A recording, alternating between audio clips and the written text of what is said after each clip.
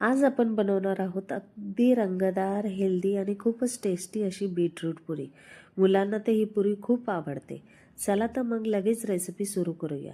सर्वात आधी बीटरूट धुवून साल काढून त्याचे छोटे तुकडे करून घ्या.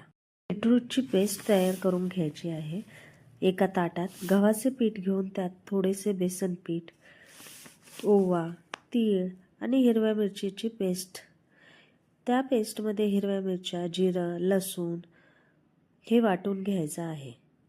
गरम मसाला, मीठ, थोडंसं तेल घालून या पिठात बीटरूटची पेस्ट घालून मध्यम कडक पीठ मळून घ्यायचे.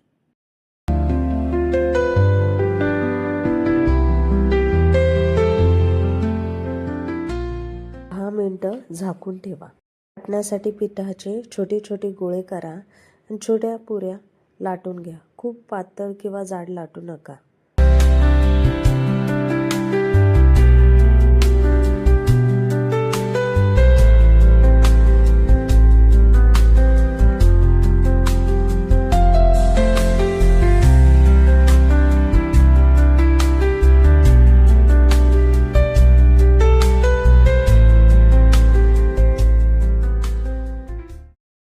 पुरी तळण्यासाठी कढईत तेल गरम करा.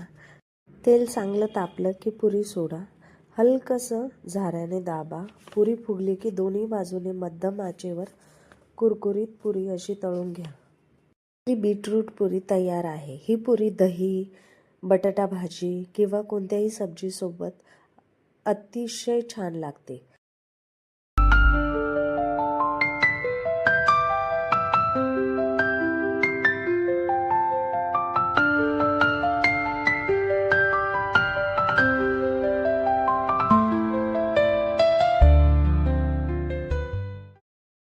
व्हिडिओ आवडल्यास लाईक, शेअर, सबस्क्राईब करायला विसरू नका.